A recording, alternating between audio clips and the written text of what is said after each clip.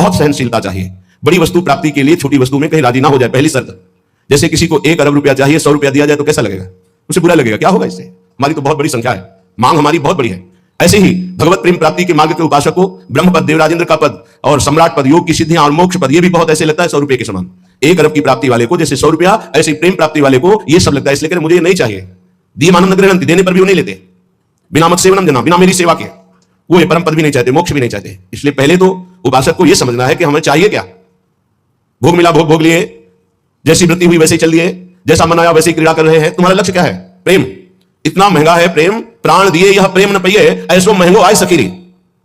तुम इतने सस्ते बिक जाते हो, रसेंद्री के भोग, जनेंद्री के भोगों में अपना लक्ष्य भूल जाते हो। तुम प्रेम प्राप्ति कैसे कर पाओगे? जो घुमा सुख का अधिकारी बनना चाहता है वो अल्प सुख का त्यागी होता है। जो अल्प सुख में रमण करने लगता है घुमा सुख के अधिकार को खो देता है। घुमा सुख परमात्मा सुख। जिसकी बुद्धि इतनी प्रवीण है कि हमारा लक्ष्य है प्रेम, तो प्रेम के आगे कुछ नहीं, कुछ नहीं चाहिए, प्रेम चाहिए।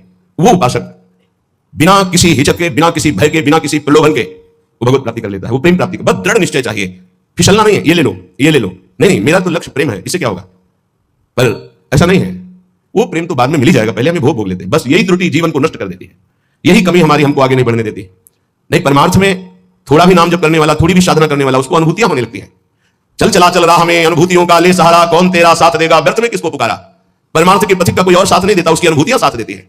पर अनुभूतियां है नहीं तो धन साथ देगा, व्यक्ति साथ देगा, शरीर साथ देगा, रिश्ते नाते साथ देंगे, ये सब काल के गाल में दबे हुए हैं, ये क्या साथ देंगे। कालातीत पुरुष हमारा साथ दे सकता है, वह भगवान, वह भगवान के प्रेमी जन। इसलिए बहुत सावधानी पूर्वक सत्संग सुने, और इस जीवन का चरम लक्ष्य है प्रेम। उस प्रेम को हम प्राप्त करने के लिए कमर कसें। क्या ये संतों के पास नहीं जा सकते? क्या इनका अधिकार भगवत प्राप्ति नहीं? नहीं, इनके मन में भगवत प्राप्ति की कहीं किंचित मात्र लालसा नहीं। पद और प्रतिष्ठा, भोग और ऐश्वर्य, नाम और कीर्ति, बस इतना ही लक्ष्य है।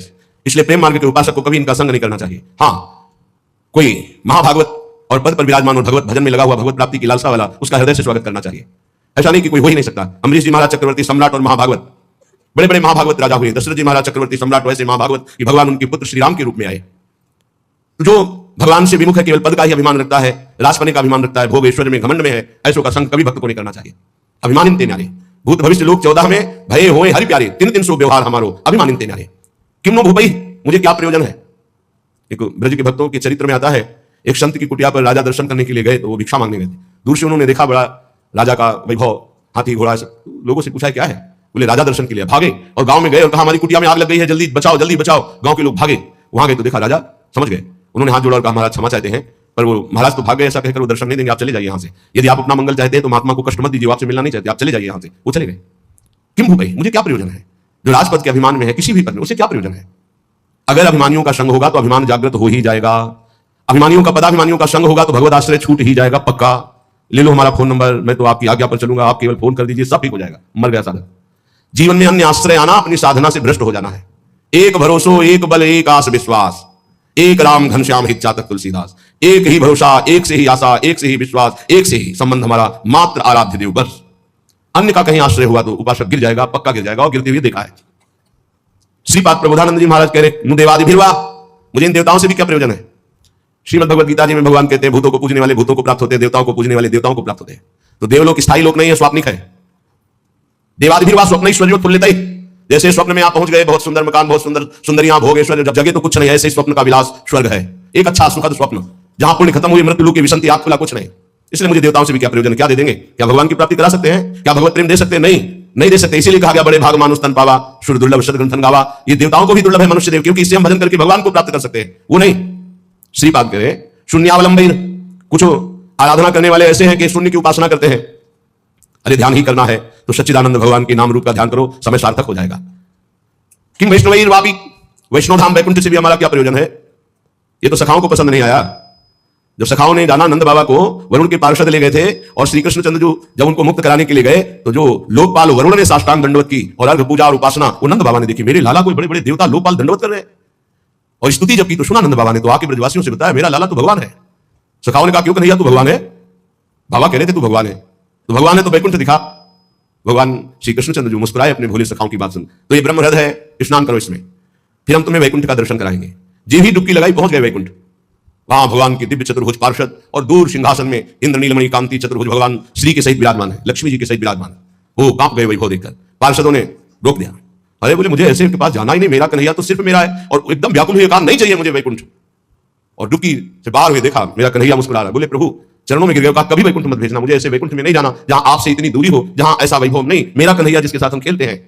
ये तो सखा भाव की बात है, फिर ऊपर के भाव में कौन स्वीकार करेगा ऐसे वैभव को? वैकुंठ के भी वैभव को नहीं स्वीकार करना, ना श्रीमत ना किसी वैभव ऐश्वर्य सिद्धियों को स्वीकार करना, तब वृंदा कानन एकांत भाजाम, तब वृंदावन के एकांतिक प्रेम की प्राप्ति होती है। एकांतिक प्रिया प्रीतम श्यामा श्याम।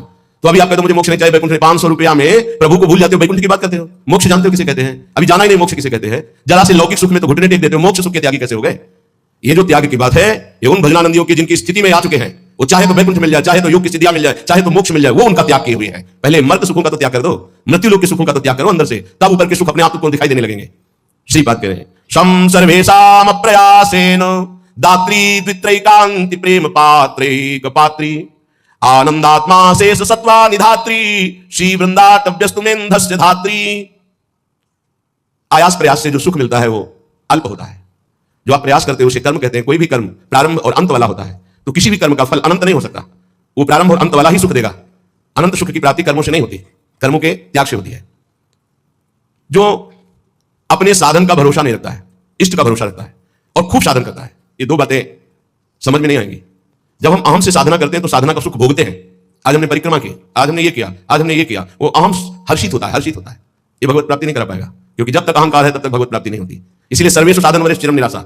साधन हो रहा है पर मुझे कृपा का भरोसा है लाडली की। ये प्रायः साधक ना समझ पाने के कारण कहते हैं जब कृपा से हो जाएगा तो साधन करने की जरूरत क्या है, तो असाधन करोगे। तो कृपा प्राप्ति के लिए मन कर्म वचन छाण चतुराई भजत कृपा करिए रघुराई। मन कर्म वचन त्रिशुद्ध सकल मत हम श्री हरिवंश उपासी। वृंदावन में विराजमान सहचर्यों के मध्य में प्रिया प्रीतम की रात दिन सेवा भजन उपासना परिक्रमा सब कर रहे हैं, पर हमें भरोसा लाडली का है, अपने साधन का नहीं है। इस साधन से लाडली मिलेंगे ऐसा नहीं है, नहीं, ये तो सब हो रहा है उनकी कृपा से, पर मुझे भरोसा है मेरी लाडली अपनी कृपा से मुझे मिलेंगी। ये जल्दी समझ में नहीं आता, जब तक अहंकार है समझ में नहीं आएगा, आगे समझ में आ जाएगा। करते रहो, जब कृपा हो जाएगी, अहंकार गलित होगा, तब ऐसा अनुभव होगा। तो दुत्रेकांति 2 या 3 ऐसे लोग पाए जाते हैं। भाव समझना, कह रहे पूरे विश्व में ये बहुतायत अंगुलियों से नहीं गिने जाते प्रेमी जन, जिनको ना राजाओं से मतलब है, ना देवताओं से मतलब है, वो स्वाप्निक सुख जो स्वर्ग लोक आदि के सुख है उनसे मतलब नहीं है, जो मोक्ष से भी मतलब नहीं रखते, जो वैष्णव धाम वैकुंठ से भी मतलब नहीं रखते, वृंदावन की एकांतिक कुंज में बैठे हुए श्यामा श्याम का जस गा रहे हैं, श्यामा श्याम के लिए रुदन कर रहे हैं, जिनका आयास प्रयास से प्राप्त होने वाले सुख की कोई आकांक्षा नहीं है। ऐसे दुत्रेकांति 2 या 3, सरल भाषा में समझिए, जो कहो हरिवंश रस बिरलो समझन हाल, एक दो जो खोजिए पाई सब संसार। संपूर्ण संसार में एक दो। एक बार भगवान वल्लभाचार्य जी से उनके एक प्रिय धनी शिष्य ने कहा, आज हमारी इच्छा है कि 100 विद्वान ब्राह्मणों को भोजन कराएं। बोले बहुत सुंदर, यदि एक 12 तिलकधारी कंठीधारी आचार्य परंपरा से युक्त वैष्णव को पवा दो तो 100 ब्राह्मणों को पवाने का फल प्राप्त हो जाएगा। ओहो, ऐसा वैष्णव की, तो प्रभु हम 100 वैष्णव पवाएंगे। तो उनका एक अश्रुपूरित, आंखों से अश्रु बह रहे, शरीर पुलकित है, कंठ गदगद है और नाम में रथ है, ऐसे प्रेमी महाभागवत को पवा दो तो 100 वैष्णवों के पवाने का तुम्हें फल प्राप्त होगा। तो बोले भगवान 100 प्रेमियों को पवा देते हैं। तो वल्लभाचार्य जी के आंसू आ गए, प्रेमी 100 नहीं, प्रेमी तो 1-2 ऐसे मिलते हैं। कैसे प्रेमी? यहां शर्त है, जिनका ना राजाओं से प्रयोजन है, ना देवताओं से प्रयोजन, ना वैकुंठ से प्रयोजन, ना मोक्ष से प्रयोजन, केवल प्रियालाल के लिए तड़प रहे गदगद सुर, नयना सजल दंपति रस रहे भीन, ईगति वृंदा विपिन में फिरे प्रेम तल्लीन। ऐसे प्रेमी जनों का सानिध्य और दर्शन, ये विशेष भगवान की कृपा होती है, विशेष कृपा। श्रीपाद कह रहे दुखान्येव सुखानि, ये प्रेम प्रेम। विद्य यशो जानी कीर्तिम परा, मन्ये था अधमश्च दुष्परिभवान सम्मानवत् सत्तमयि, दैन्यान्येव महाविभूतिमति सल्लाभान लाभान सदा, पापान्येव च पुण्यमस्ति यदि ते वृंदावनम जीवनम। अगर प्रेम प्राप्ति करना है तो दुखों को गले लगाना सीखो, सच्ची कहते हैं। फिर हृदय की बात कहते हैं, जब सब दुख एक साथ घेरते हैं तभी प्रेम के सहने की सामर्थ्य आती, ध्यान रखना। इस प्रेम को भयानक विपत्ति और रोगों से युक्त करके ही सहा जा सकता है, अन्यथा नहीं। ये सबकी समझ में नहीं आएगा, भयभीत मत होना। इसका शमन ही होता है भयानक कष्ट में। भयानक कष्ट की स्थिति में ही प्रेम का शमन होता है। वो चाहे जैसे स्वस्थ शरीर वाला हो, जहां प्रेम का प्रादुर्भाव होगा, भारी बाहरी विपत्ति और आंतरिक, तभी वो प्रेम का शमन होता है, उसका पारा चढ़ता है और भगवान को अधीन कर लेता है। ये लिखा पढ़ी की बात नहीं कह रहे, हृदय की बात कह रहे हैं। वैसे भी भगवान ने युधिष्ठिर जी से कहा, जिस पर मैं परम कृपा करता हूं उसका सर्वनाश कर देता हूं। चाहिए परम कृपा? जिस पर परम कृपा करता हूं सर्वनाश कर देता हूं। ये शब्द है, क्या सर्वनाश करता हूं? धन का अपहरण कर लेता हूं, स्वजनों का अपहरण कर लेता हूं, कोई उससे बात नहीं करेगा, किसी काम का नहीं रह जाएगा। तब उसका सीधा अर्थ भाव मेरे से होता है और फिर मैं उसे निहाल कर देता हूं। हिम्मत हो तो कूदो अखाड़े पे। नारायण अति कठिन है हरि मिलन की बात, या में पग पीछे धरे प्रथम शीश देखार। तो आप कहोगे भक्ति करना ही नहीं, यहां चरम सीमा की बात प्रेम की हो रही। श्री कृष्ण का प्रेमी ऐसा वैसा नहीं होता, टिकली बुंदा वाला नहीं होता, चूड़ी भांगड़ा वाला नहीं होता, वो परमहंस होता है। इनसे श्री कृष्ण रीझने वाले नहीं। चमड़े की चिकनाहट से अज्ञानी रीझता है, ज्ञानी नहीं, वो तो ज्ञान समुद्र है, सच्चिदानंद। ये जो बहुत बुरी तरह से है, वो तो अपने सब दर्शन होते हैं, जब सुबह मंगला में आते तो सब प्रकार के भगवान के दर्शन होते, विराट रूप के, छोटा बड़ा मंझोला, रुद्र प्रेमी, सब तरह के दर्शन होते। तो उसमें जैसे वो जो लाल लाल ऐसे तो बहुत बुरा लगता है, ऐसे तो धोखे में खड़े हो जाते तो अच्छा लगता। अरे इस शरीर को सजाने से श्री कृष्ण मिलते हैं भैया। बड़े यहाँ रज यमुना किनारे के मुंह में लगा के आते तो दर्शन मात्र से हृदय शीतल हो जाता, निष्पाप हो जाते हैं ऐसे दर्शन से। जैसे कुछ साधक ऐसे करके ऐसे दर्शन मात्र से निष्पाप हो जाओ, क्योंकि वो रज लगी जो शिव शंकर की याचना करते हैं। कुछ ऐसे उपासक जिनको कहते हैं कि रज लगाइए मस्तक पर भरकर, उनको बेइज्जती लगती है, ऐसे पतला और गोरा चिकना शरीर, रख लो इसको, रखे रहना, इसकी दुर्दशा होगी। अभी नहीं मान रहे ना, ये बाल तो नहीं मुड़वा सकते, बाल नहीं, एक भी शरीर का कोई अंश तुम्हारा ठीक नहीं बचेगा, आग लगा दी जाएगी शरीर में जितना दुलार करते हो। मांग लो अभी मांग लो तो जान जाओगे तो पा जाओगे, फिर कुछ पाना बाकी नहीं रहेगा। मान लो इस चमड़ी और दमड़ी से जिसने अपनी प्रीति हटा दी वही प्रिया प्रीतम से प्रीति कर पाता है। रुपया, भोग, शरीर, यही बाधक है भगवत प्राप्ति में, यही समझना है। दुखान्य व सुखानि, इस मार्ग का उपासक दुख को सुख मान करके चलता है। ये बहादुरों का मार्ग है। हम तो धन्यवाद देते हैं कि आप ऐसा सत्संग सुन रहे हैं, नहीं तो प्राय इतना दान करो तो ये मिलेगा, इतना करो तो ये मिलेगा, ये सुनने के लिए तैयार है। लेकिन ये आप सुन रहे हैं, हमारे ऊपर बड़ी कृपा कर रहे हैं, क्योंकि आप सुन रहे हैं तो सुनाने का उत्साह बढ़ रहा है, इसे सुनने की योग्यता खो दी है। आज हमारी समाज सत्य सुनने की योग्यता खो दी है, क्योंकि अंदर मनमानी आचरण तो कौन सुनेगा इनको, शास्त्र रखे के रखे रह जाते हैं। सुनाने वाला चाहता है आपका मनोरंजन, आप चाहते हैं अपने मन का मनोरंजन, दोनों के तार मिल गए तो तालियां बज गई। यहां तालियां नहीं बजा सकते हो, यहां मन को बजाना पड़ेगा, यहां मन को भंजन करना पड़ेगा। और यहां बैठ के सुन रहे हो, इसका मतलब बड़ी कृपा है आपके ऊपर। जब द्रविण दीन दयाल राघव तो साधु संगति पाइए। दुखान्य सुखानि विद्य अपयशो जानी कीर्तिम पराम। ध्यान से, प्रेम मार्ग के उपासक को जब दुख मिलता है तो सुख की प्राप्ति होती है, पक्का, पर यह समझ में नहीं आएगा। भारी जब दुख की, आप क्या समझते हैं, भारी दुख की स्थितियों को देखा गया तब जाकर के उस परम सुख में चढ़। ये बहुत वैज्ञानिक तरीके से अनुभव की बात कह रहा हूं कि पावर चाहिए ऊपर चढ़ाने के लिए। जैसे कोयला धोखा जाता है, उससे अग्नि बनती थी, तब इंजन में पावर से वो रेल चलती थी। बाष्प भाप जो है बटलोई के ढक्कन को उठा दिया, उसके ऊपर उसने 100 ग्राम वजन उसको उठा दिया, फिर आधा किलो वजन का उसको उठा दिया।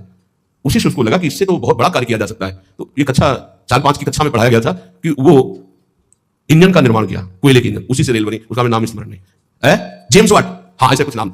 ऐसे ही आप बिल्कुल ऐसे ही समझिएगा, जब साधक के जीवन में दुख की भारी चारों तरफ, तो उसकी अध्यात्म शक्ति जागृत होती है, हर भरोसा टूट जाता है, एक भरोसा केवल श्री भगवान का, तो वो पावर से उसके मन की गति परमात्मा का हो जाती है। इसीलिए कुंती जी बहुत सोच समझ के कह रही हैं, मुझे पग पग पर दुख चाहिए, क्योंकि दुख में तुम्हारे सानिध्य का अनुभव होता है। ये हम कृपा मनाते हैं, भगवान की कृपा मनाते हैं कि इसने वो बाजी जितवा दी जो कभी साधना में नहीं जीत सकते थे, कभी नहीं। ये खुद निज अनुभव ये कहूं के साथ वो भगवान ने जिता दी। इसलिए बड़े बड़े महापुरुषों के चरित्रों को पढ़ के देखो, प्रतिकूलता का जाल बिछ जाता है उनके जीवन में। भगवान ऐसा क्यों करते हैं? अध्यात्म की जितनी ऊंचाई पर चढ़ा हुआ महापुरुष उतनी भारी कसौटी कसी गई। संपूर्ण आश्रय भरोसे सबका नाश होकर एक भरोसा केवल प्रभु, वही जो दिव्यता होती है, वही पढ़ने से लिखने से साधन, यह गुण साधनते नहीं हुई, तुम्हारी कृपा पाओ कोई। यदि तुम्हारे जीवन में विपत्ति दुख और संकट घिर जाए तो भगवान को कोसना नहीं, इसलिए बता रहे ये वो स्थिति प्रदान करने के लिए है जो तुम कभी किसी साधना से नहीं प्राप्त कर सकते।